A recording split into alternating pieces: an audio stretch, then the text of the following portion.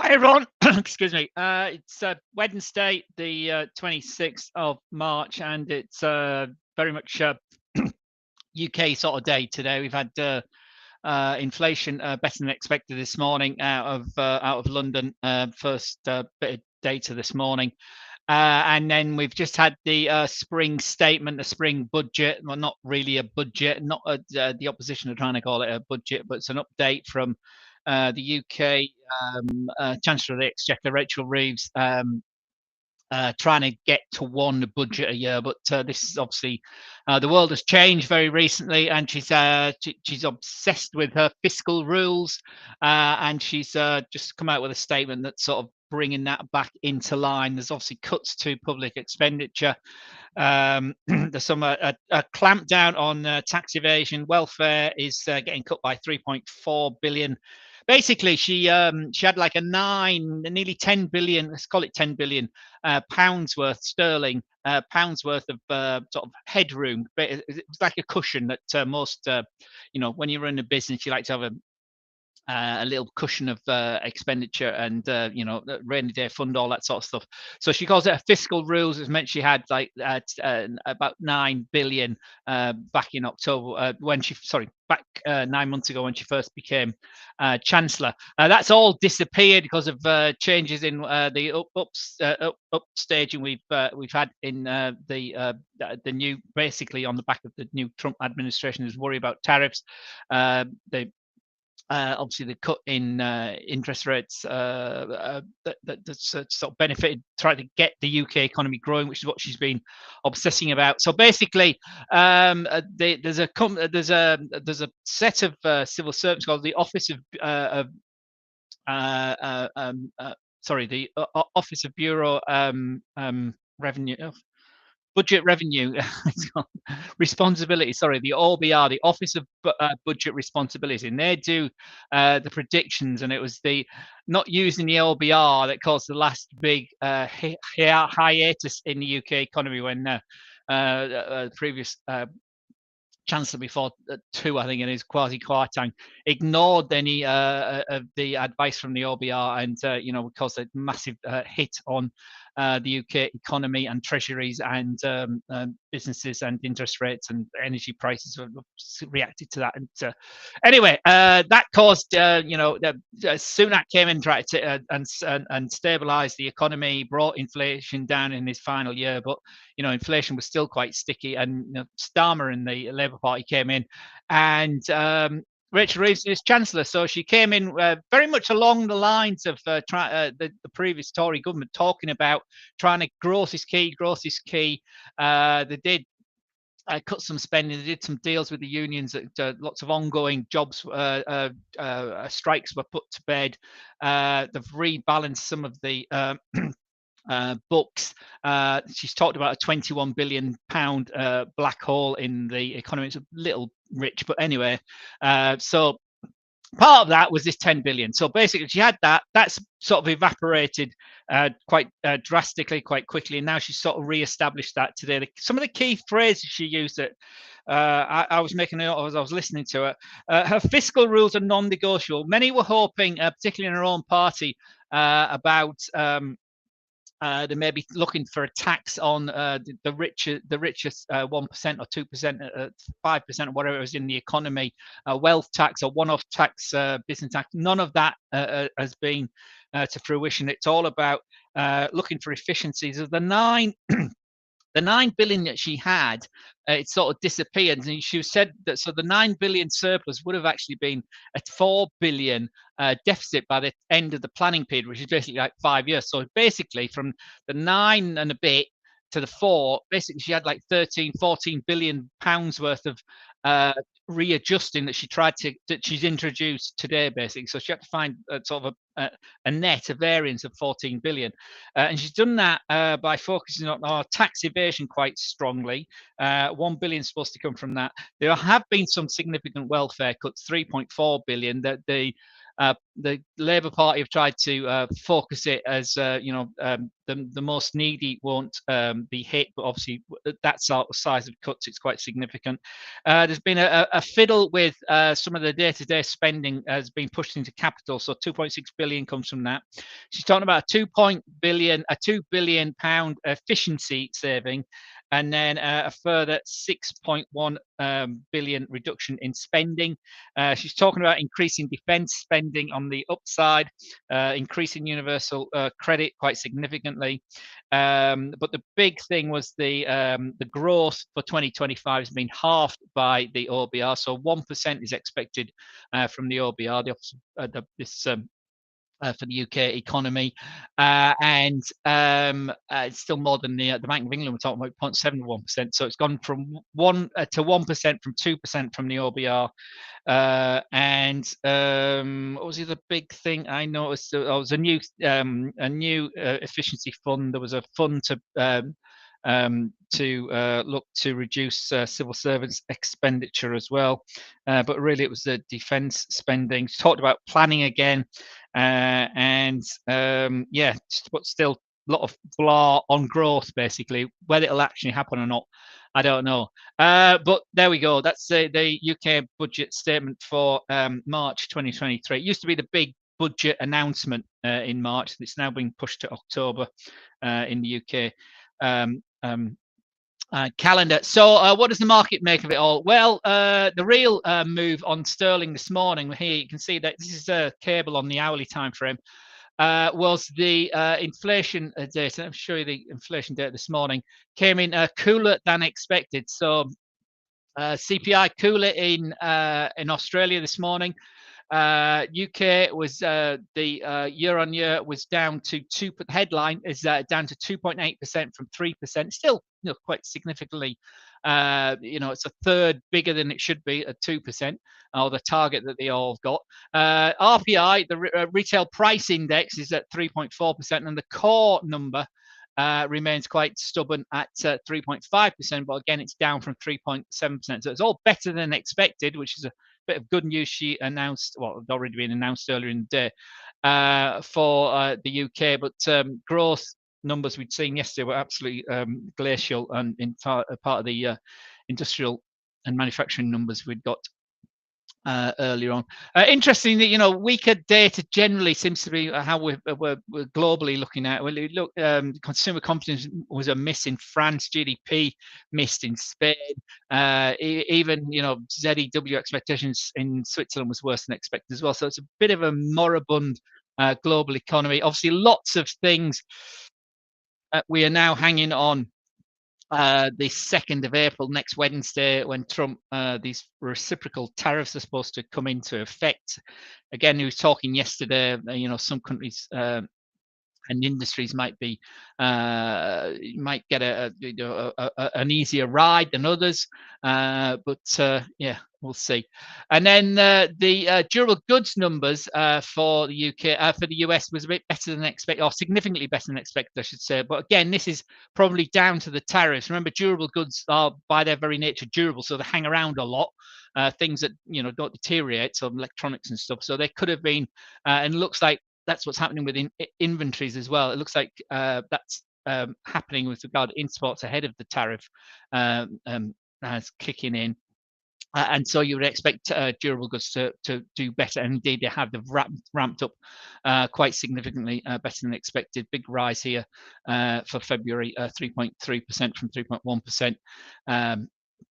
Even excluding defence is up at 3.7% from 3.5%. So better numbers on the durable goods count from the US. No major data for the rest of today out of the US in the US session.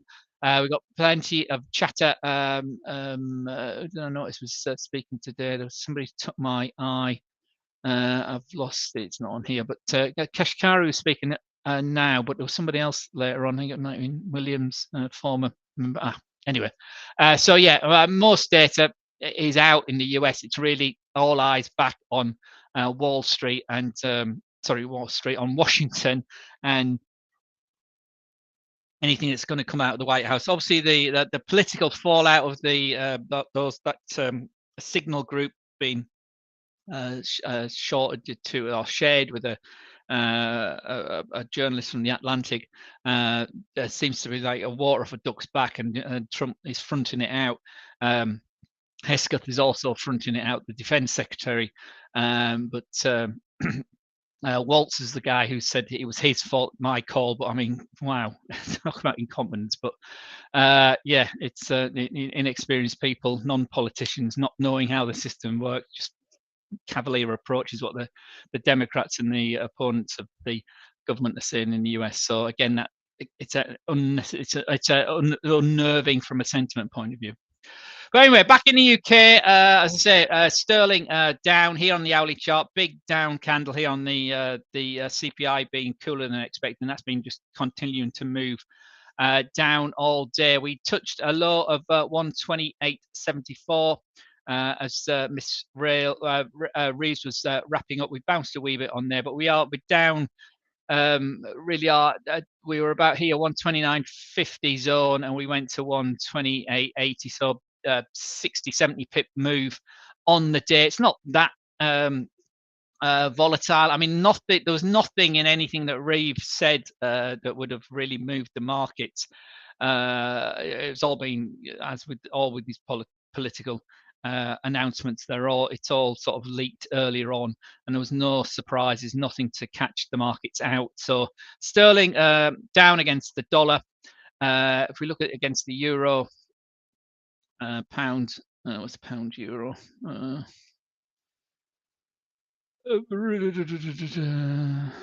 Actually, pound yen, actually, that's another good one. Sort of flattened out, weaker against the yen. There's the 7 o'clock candle this morning, down and into a zone again. So it hasn't moved, has it? And euro, let me have to dig it in here. Euro, pound, here 83.60, and there's a 7 o'clock candle on the UK inflation data. So we've lipped up to a key area, where it's obviously an entry from the beginning of the month. This when we were along this on 83.60, and it's sort of pivoting through there on a daily basis. Gilts, which is the UK Treasuries, they were a bit cooler earlier, and the stock market was really nonplussed. Really, if we look at the FTSE 100, it's really just gone sideways. 86.93 at the moment. And we're in a bit of a channel here. I think we went long and got stopped. I can't remember what happened to the FTSE trade. We had a FTSE trade, didn't we? 24th, it says. Check what's I remember. I think we stopped out now. I can't remember. Anyway, yeah, FTSE continues to go sideways. You look at the daily time frame on that. It's still sort of consolidating at highs. It's still holding in the 50-day moving average here. It's breached it here in the middle of the month. Come back. It's moved higher. Just can't get a break away from the 8,700 level. But this is obviously still a relatively buoyant FTSE compared to where it has been over the last few years. So still biased to the upside. We've got a flat 20-day moving average. We zoom that in there. This is daily time frame. Remember, flat moving average, and the 50 is really providing a bit of a support area. So break away from the 8,700 itself. We test the all-time high, which took us to 8,900 on an intraday basis. On an end-of-day basis, we got to 88.45, 88.50 to the upside, and that's where that seems to be moving. A breach, a significant breach like we had here, which will look fairly steep decline. But again, the buyers came in here in the middle of March.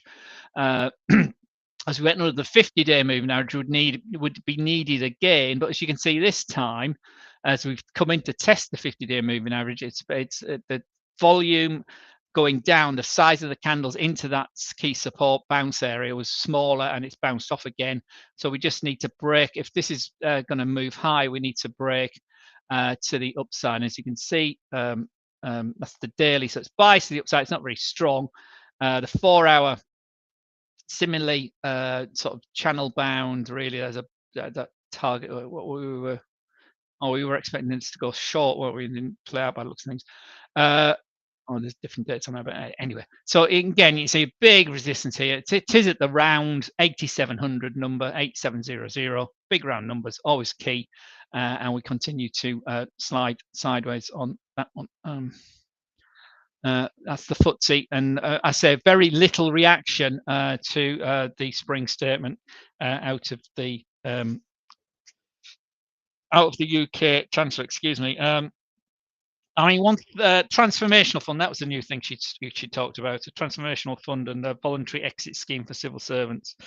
There wasn't, although the growth for 2025 was half from 2% to 1% from the OBR, they did actually upgrade, for what it's worth, upgrade growth for next year and out to the planning horizon. So 2026 went to 1.9% from 1.8%, still very, very weak, very, very moribund. 2027, 1.8% from 1.5%, and 2028, 1.7% from 1.5%. So over the planning horizon, the changes that she's put in place, but she said this last time, obviously lots of chance to do that. It's still very languid, so we do need perhaps some other kickstart to the UK economy. But many are saying it's the wealth tax which will generate help her with her fiscal rules, but that doesn't seem to be where politically she wants to go to. So anyway, FTSE up a tad, sterling down quite significantly, we've just seen, and gilts, which I can't show you here, are drifting as well today. So if we just go back to the Forex markets and we'll have a look at everything else today. So 129's been recovered again here. Let's go back to the hourly time frame. So ticking back up from the again sort of general, not really much news moving there for the sort of stock market still there, but there we are. Sterling has come back up off those lows. There's nothing really. We ran lower. This would still be short here. This might be closing out on the close of this candle on. It's just started. You might have got out of it there if it's moved lower to the downside. So generally sort of relatively mixed picture. So sterling under pressure. If we look across the other majors, the Aussie, we start with the Aussie at back to .63. But again, I say markets just waiting for more direction from Washington, really. I say that the durable goods data was relatively positive, but again, that was not that big a surprise, even though it was better than expected, given the situation with regard to tariffs and where durable goods can be handled that way. So dollars come back again in the European session. The Aussie went to 63.30 this morning, and we've come back down. We're back to 63, going up another 30 pips. But again, still biased to the upside here today. And from yesterday's move higher. But again, interestingly, the high today was higher than yesterday, which was higher than the 24th on Monday. So that's still biased up to the upside, as you can see, with the 50-hour providing support and the 20-hour providing shorter term support. But we've breached it and we're back to it now. So we're maybe looking to move up to the upside for the Aussie. So Aussie's holding up against the dollar this week so far, but generally not massive moves. Dollar CAD, similar but inverted sort of move into this 142.50 area. And again, another one that's sort of capped by the 20-hour moving average this week and continues to move to the downside. So again, trending lower, consolidation down. So a break of an area, a target area we'd be to 50 would take us lower.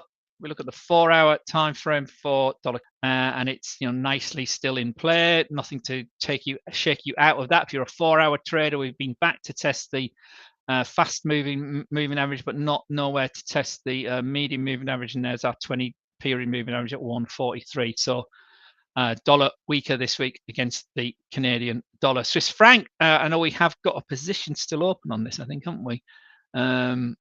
We were nearly down and out. I don't think it got hit, did it? I think that's still open, if I remember rightly. Let's have a quick check while we're going through these, and we'll go through all of them as well. Where's my trading strategies? Here we are. Is that still open? Stop loss on dollar just moved to 87.96 again. This is this morning, so that's still open. Dollar Swiss. I haven't got my trading platform open at the moment, but that's still open. And stop loss 87.96. Is that what that's what that said? Yeah, stop loss on dollar Swiss moved to 87.96. So let's have a look if we might want to move that as well. This is the 4-hour time frame. Remember, these are daily positions, so it's been open since the 21st. That one, I forgot about that one. Let's just do this in order. So there we were. Friday, we opened it. We went nowhere. We were in the money. On Monday, we were down. Yeah, stop loss was tested on Monday and again on Tuesday, and we're actually in the money now. Oh no, actually, I'd moved that stop loss up, didn't I, today? So yeah, so stop loss that can stay there. We're in the money. Obviously, we got a resistance before our target at 88.61 to the upside. So that's an open trade in the money. Interestingly, I was on these. I remember this now. I'll put these on from the 4-hour time frame, so you can see the 4-hour time. Was it? Yeah, was it 4 hour or the 1 hour time frame? I can't remember.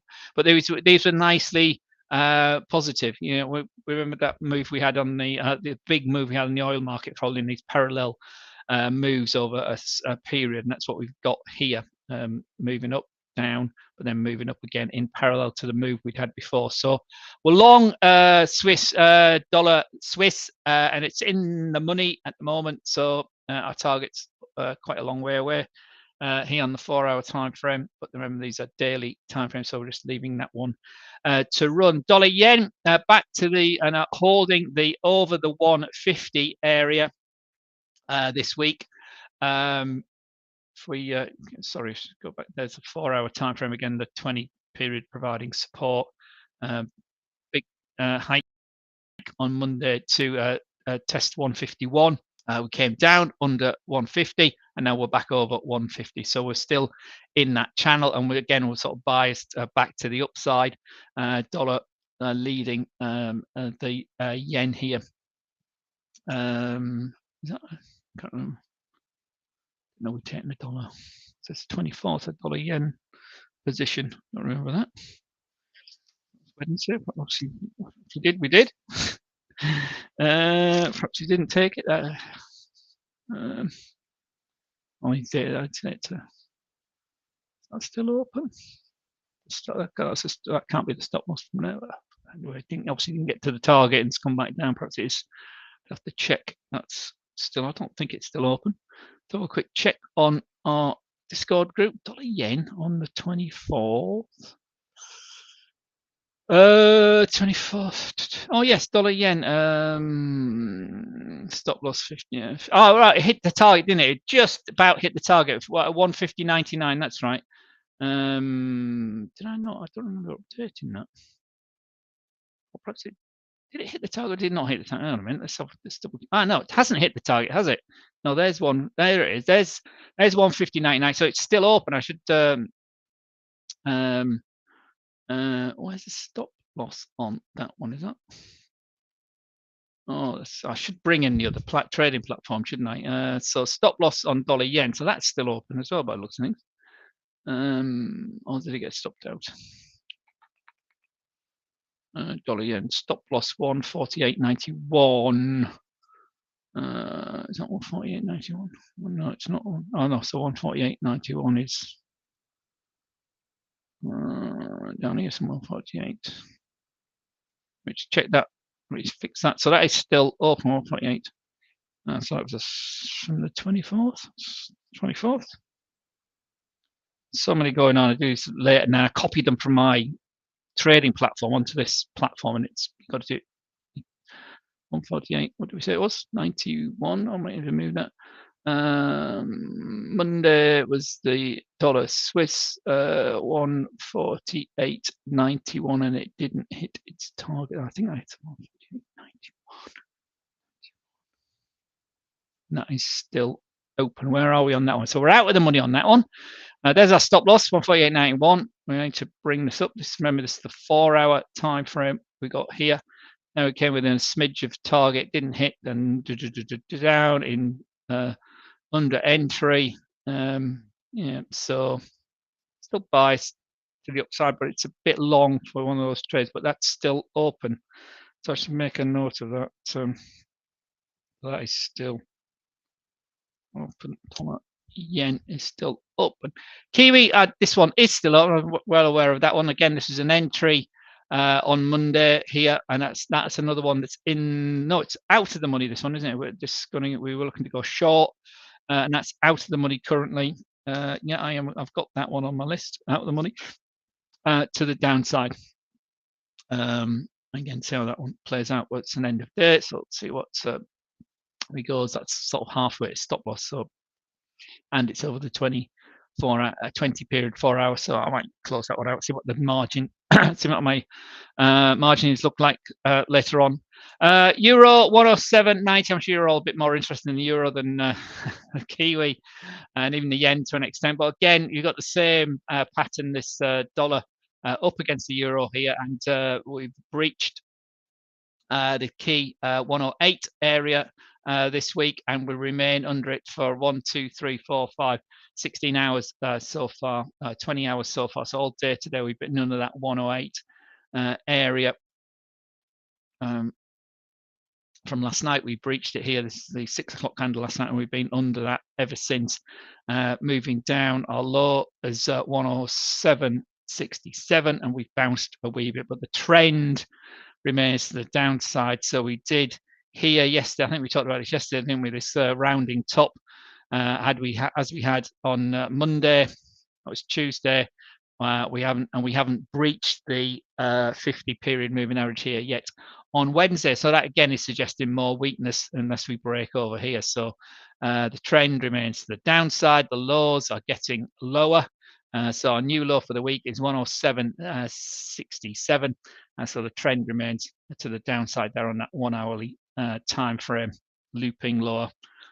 Keep your stop losses. Keep your risk key. Obviously 108 was the key area. Then we sort of looped down. Don't want to go much lower, but again, if you look at the variance in here, 108 30, 108.25 yesterday, and 108.75. So we're sort of flipping 25 pips either side of 108 at the moment, waiting for a break to the other side. But again, the bias remains to the downside for euro. We just had a look at sterling. That's also popped in this last hour, but again, another one a bit more volatile because of the data. But the reaction back up might be key. But you see here on this 1 hour time frame, the MACD lines remain wide apart. So with the trend remains still quite to the downside. The RSI is pulled out of the overbought area quite in this current hour, but the 20-hour moving average is all the way up there at 129.17, and we're currently trading at 128.95, still shy of 129 currently. So bias to the downside. Indexes, again, we got quite a few of these open at the moment. The DAX was a funny one. We got I nearly didn't take it last night, the DAX position, but rules are rules. And there's 2 DAX positions open actually. If we just go up to the daily time frame, and this is a secondary. I didn't take the one yesterday because of the one we already had open. There's a trade from the 17th of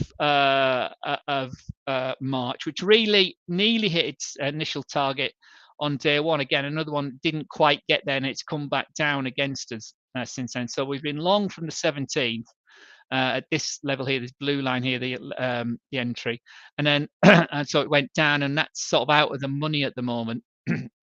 And the entry from last night was here, and again this one's out of the money, went down quite significantly, but our stop loss from the 17 is here at 22,685, and the stop loss from last night is at 22,568. So there's our stop loss zone, and it's sort of just generally moved sideways since a tick up. So but from a positive point of view, what I'm seeing is the 20 period daily moving average is holding, and we had quite a strong candle yesterday, not as strong as the down candle we had on Thursday last week, which was sort of a bit of a shaker. But as you can see here, we tested under the 20-day moving average on Friday, but we closed above it on Monday, and we had a good day yesterday, which is why the system probably triggered a short, another long yesterday. But both of us basically in short are out of the money at the moment on the DAX. So there's 2 DAX positions open at the moment. The other key one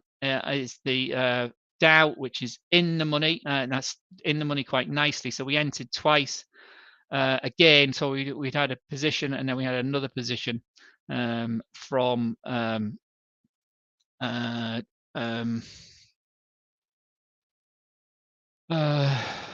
this is the wrong way around, isn't it? Because that's the target. We're long, not short. And it looked like we were short, but anyway, we were long here again on the 19th to the upside. We've gone through that target zone, so that's nicely also in the money.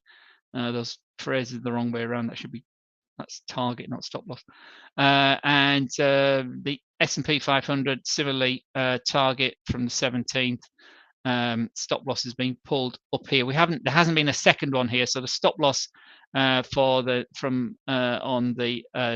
Dow is there. Let me just go back to the Dow, and the stop loss is now here for the Dow. Again, it's on there. That is on the Discord. I know that's definitely on the Discord group here.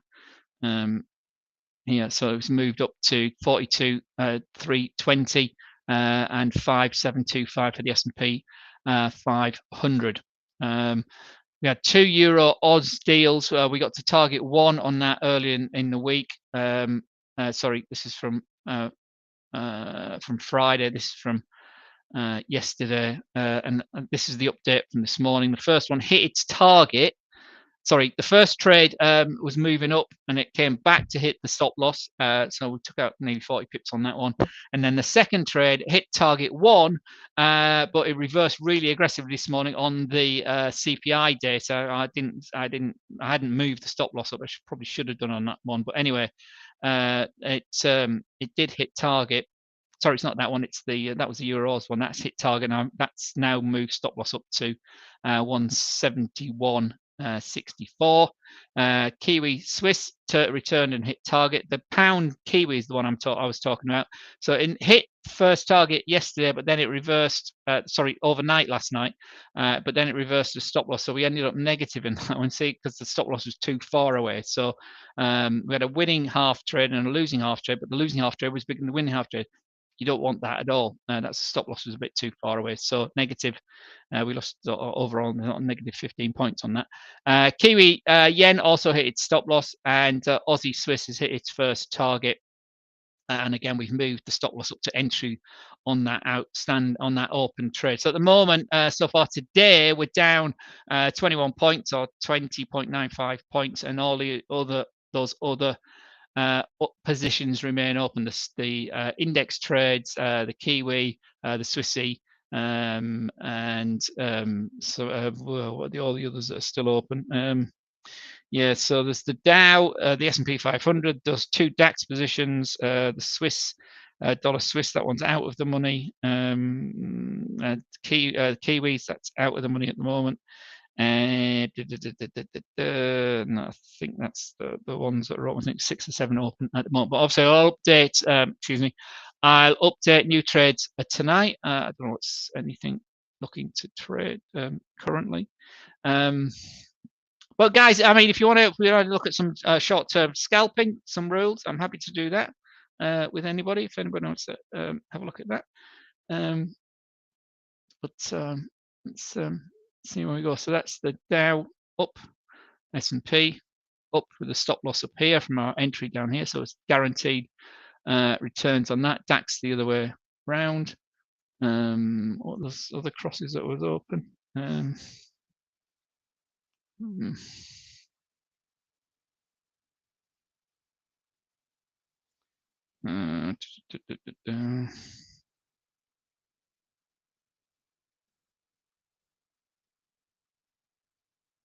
Yeah, Aussie Swiss. Aussie Swiss is the other one that's open. Aussie Swiss. This one's open and in the money.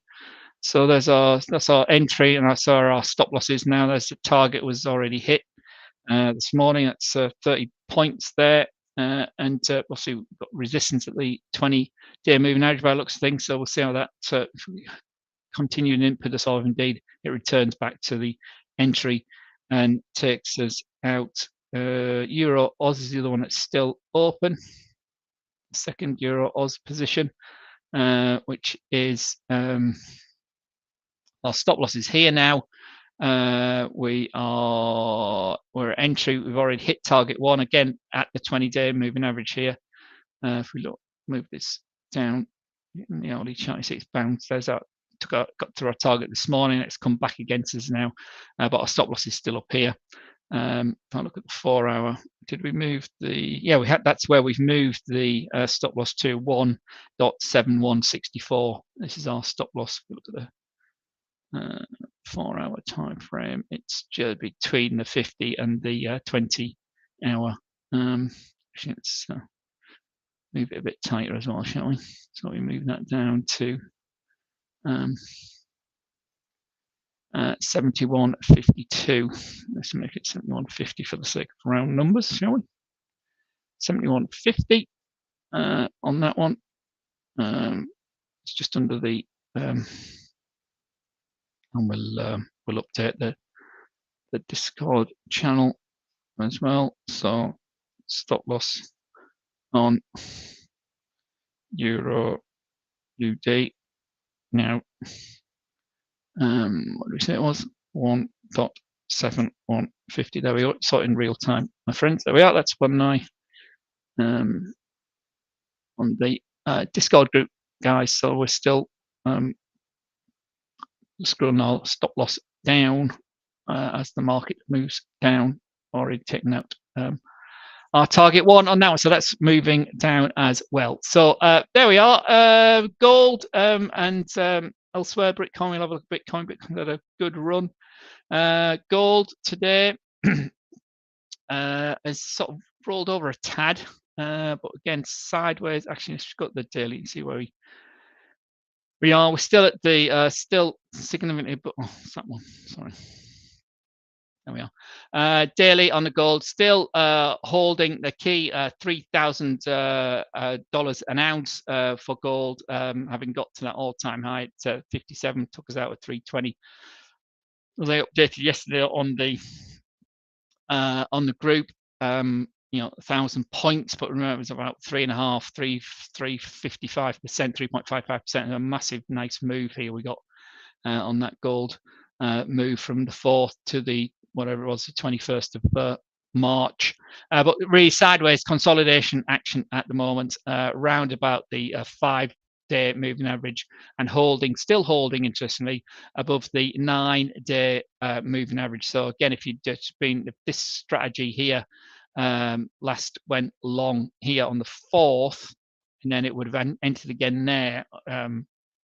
It would still be open, though, to that position and that additional position here from the 13th on the big candle, because we haven't broken back under the 9-period moving average. We've touched it on an intraday basis, but the candle hasn't closed below that 9-period moving average. So that still remains long gold on that particular setup on an end of day basis. So sort of meandering in the lower time frame. So if we look at the 4-hour time frame, we've rolled over, we're meandering, but again, the 50-period moving average is providing you support, although we're inching under it today at the moment. And interesting, we've got a bit of a cross here on the 5 and the 9, even though they're very, very flat, very, very horizontal. So it's gone flat for quite a long time here, since the 21st of March here on the 4-hour time frame, not running out of direction. So we're again another one that's sort of moving to the downside on the 4-hour time frame. If you look at the 1-hour time frame, it's more of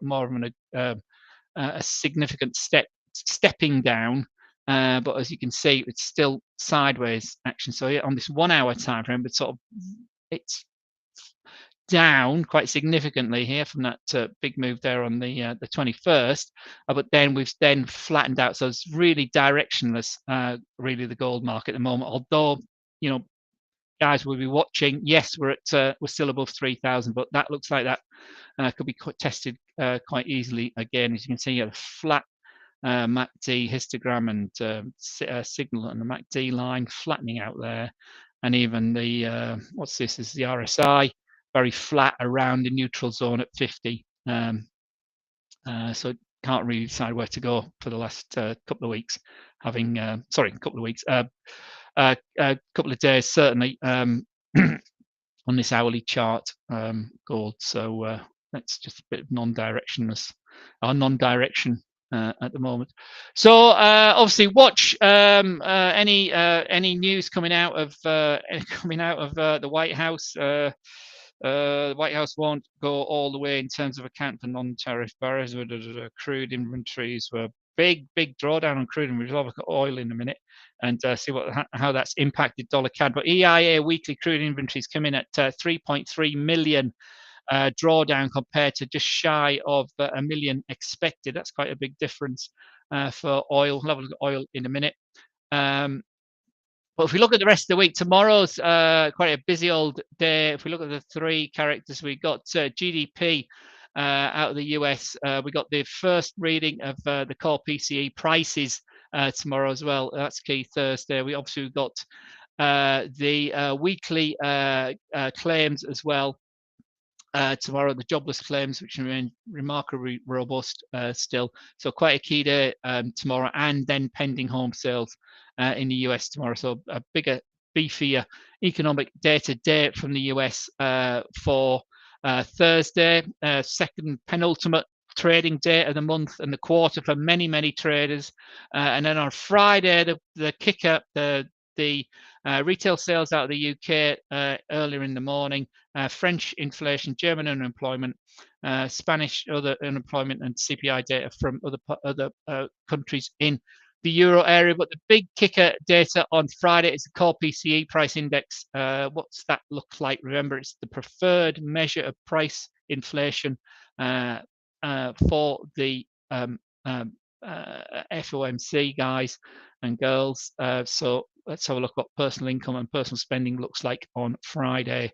Will the talk of stagflation, will the talk of contraction, and will the talk of recession in the US continue to start drifting across the headlines? We shall see. Inflation expectations and consumer sentiment out of the University of Michigan again on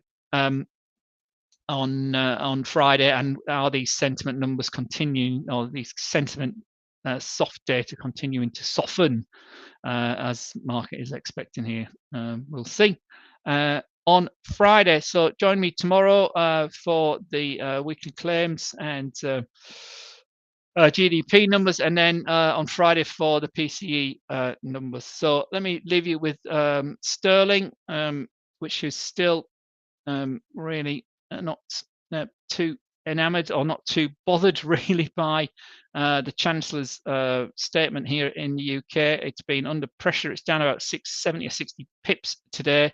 It still remains weighed, and as I say, if this, I would still be short this. And again, that was the big downer after the main data of the day, which is the inflation data, and we've continued to move down. We need to break back, certainly back over that one, but back over that one if we're going to move up. So I wouldn't be closing any shorts for sterling anytime soon today. Quick look at oil, how it's reacted to that surprise in US oil in inventories, and the WTI back over 70, perhaps in anticipation, perhaps some new. Let's have a look at the 15-minute time frame on that one. Yeah, so we had a kicker as the data came out, and we've run to 72.25. We've actually come down a tad here, but the key thing is we are back over $70 for US oil, and we haven't been at this level for quite a while. Here, this is the beginning of March. So the weakness of March has been all bought back, and we're back to $70 as we approach the end of the month. But rounding bottom's not great. It's looking relatively positive with this big candle we had on the 20th last week, Thursday. And but we've ran from the break here at 68.50. We've ran $1.50 to $70. Are we going to? Are we going to hold this area? Are we going to start consolidate here as the 50-day move comes in to the next resistance, and that sits right on there at $71. And that was the initial law I put in here. China tariff retaliations back at the beginning of February, when all this tariff chatter was kicking off. Remember, we've been down to 67.50 as well. So tick up. Is it going to hold? It's the anticipation of Russian oil coming back to the market eventually, Iranian oil being restricted somewhat, Venezuelan oil under pressure, but we got a rising oil price. Key $70 a barrel for WTI needs to hold. As far as Brent's concerned, the $75 handle is much further away. Similar pattern, big tick up last Thursday. We continue to move up, and $74 first line in the sand. The 50-day moving average at 74.55, and then the psychological $75 is just above the 50-day moving average for that oil market. I said I'm finally, didn't I? I'm still talking. Crypto, we didn't actually look at Bitcoin. 86,500 today. There's our trend line we put on. There's that one we put on before, the blue dotted one. So it's looking positive. And as I said on Monday, it was a strong rally on Monday. We haven't got to this 89,000 level yet. The January panic low, and then we obviously went lower than that into this 76 area. But to get back there and back over the 50-day moving average will be technically quite significant, and showing quite a decent recovery. But it's sluggish. It's not looking like it wants to do that. On the positive side, for all you Bitcoin holders, as you can see here, the positive days, the big blue green candles are much bigger than the negative green red days, aren't they? So the trend still is sort of a bit biased to the upside now that we've held the 20-day, but it's only into our third day.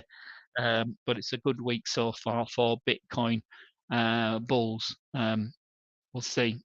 Next big line in the sand, as I said, a 50-day moving average, and that 89,000 level to breach first if we're going to go higher again. Okay, that's all for today. I've talked longer than I thought I was going to talk today, but hope you have a good day. And as ever, my friends, may the pips be with you, and we'll see you all tomorrow. And take care. All the best, everyone. Bye-bye.